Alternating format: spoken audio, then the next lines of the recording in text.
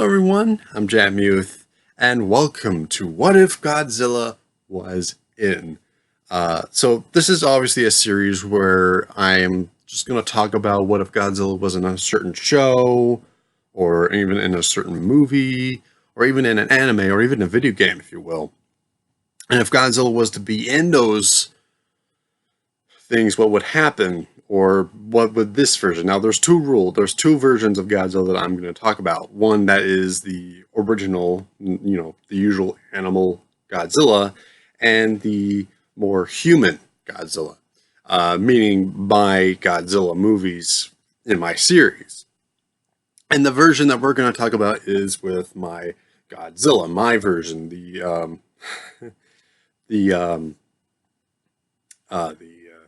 my version. It's just my version. It's my Godzilla series. Oh, what am I doing? So pretty much, yeah, that's pretty much what it is. It's just that. You gotta watch the my Godzilla series, even in Godzilla Into the Void.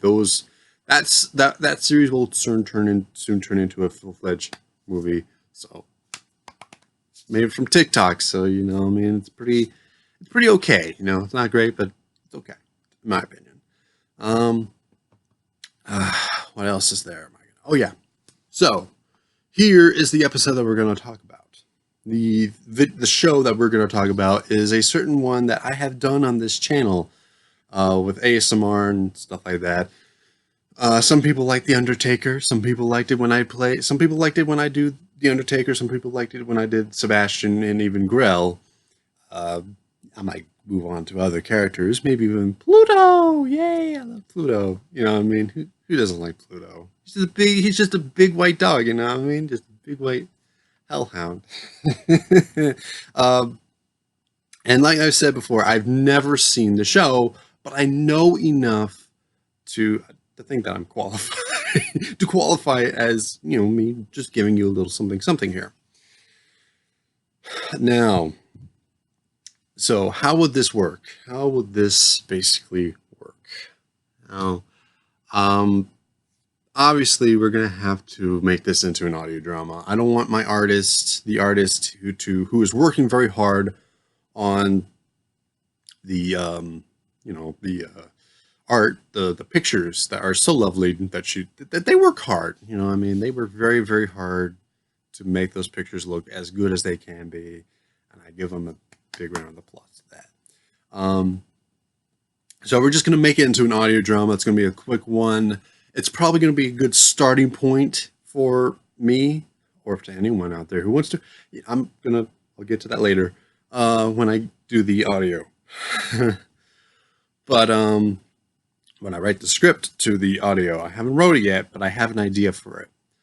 So basically, when we're going to do an audio, when I'm going to do this audio, I'm going to basically start with having Godzilla come out of the water, the ocean, pretty much, and come towards, just come and destroy nearly almost half of London and Big Ben.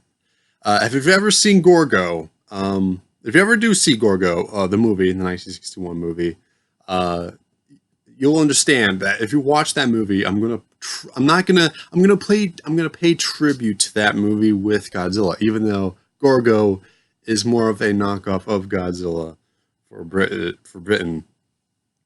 That's pretty much what it is. But yeah. So yeah, it's gonna be an audio drama where Godzilla, pretty much my version of Godzilla, where it's a man turning into Godzilla, and and he's wrecking damage. He's wrecking damage. He destroys destroys the bridge. He destroys London Bridge, and he nearly destroys Big Ben. But he is stopped by Sebastian, a little bit Grell. The reason why Grell is there is just because he's looking for a soul. That's pretty much one of the things. And there's going to be CL. He's going to be a bit of the. He's going to be there, just sipping a tea, watching the damage, watching the damage. Yeah. Um, and Finney and Bart are going to be there, just doing the best that they can to stop this creature. Even though the army has tried their best, they haven't completely destroyed this thing. They're only just shooting bombs at it, and it's not working. They almost destroyed Big Ben, and we're going to also have Pluto in there. Even though Pluto's not in the picture, he's going to be there. He's going to be there to just try to stop Godzilla in many ways. And there's going to be an important reason why I'm going to put Pluto in this with Godzilla. It's going to be very important. It's kind of important to me, kind of. If nobody thinks it's important, then okay. So yeah, pretty much it's going to be that. It's going to be from their their POV. It's going to be from their perspective, except it's going to be done by like a radio show. Even though radios didn't technically come out till what, like nearly 1800s, like late 1800s. And when does Black Butler take place? Around 1880 or something, 1890, somewhere around that. So radios technically is there. So it's going to be taking place. So this is technically the first broadcast of a major problem of chaos. Hindenburg didn't happen until 1938, but that was filmed. So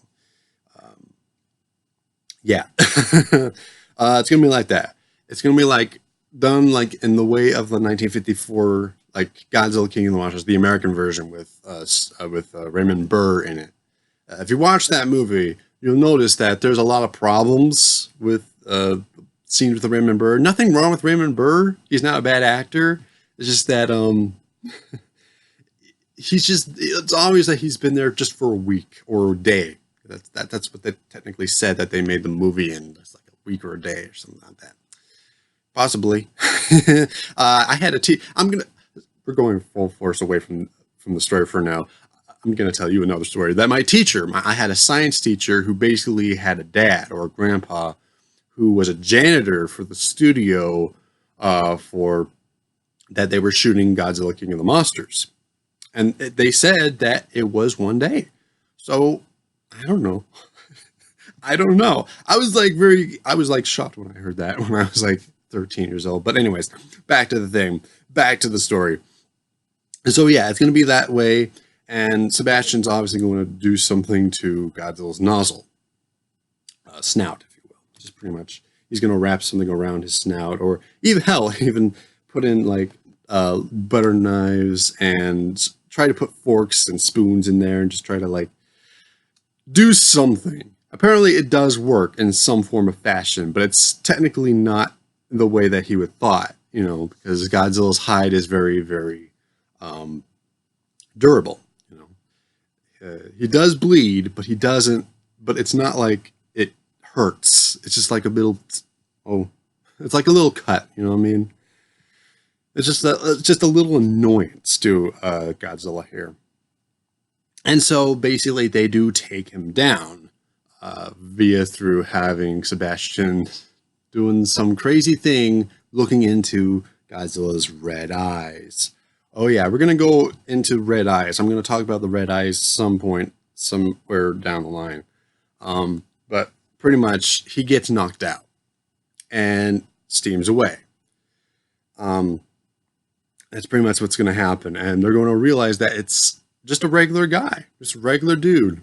Going to be played by me, possibly, if I ever get to make these films, which I'm very close to doing. Yeah, that's pretty much it. If we were going to make this into a full-fledged feature, we would have to have, them try, it's going to have to be very, very nuanced or very elongated. Basically, they're going to have Sebastian and Grell take the man who turns into Godzilla out of jail because, obviously he goes to jail because, he destroyed the city. I mean, he's in maximum security right now, and he just gets kicked out. He gets sent out. Or maybe not that. I don't know. I do have a plan of where if once when the man wakes up, he runs back into the water and just swims away, but he's still there in London. I might change that. I might just change that idea from where he breaks out from jail and just go to that. So that way it's more of a presence sort of thing. So we'll just do that. We'll do that one. That's how we do it here. I've been thinking about that. I mean, I was like, how am I gonna bring Godzilla to Black Butler, and how would I do it with this character? With have him, have him escape, have him wake up with red eyes, kind of still has his spikes going from on his back, and still has a tail, and just have him swim away, have him just jump into the water and swim away.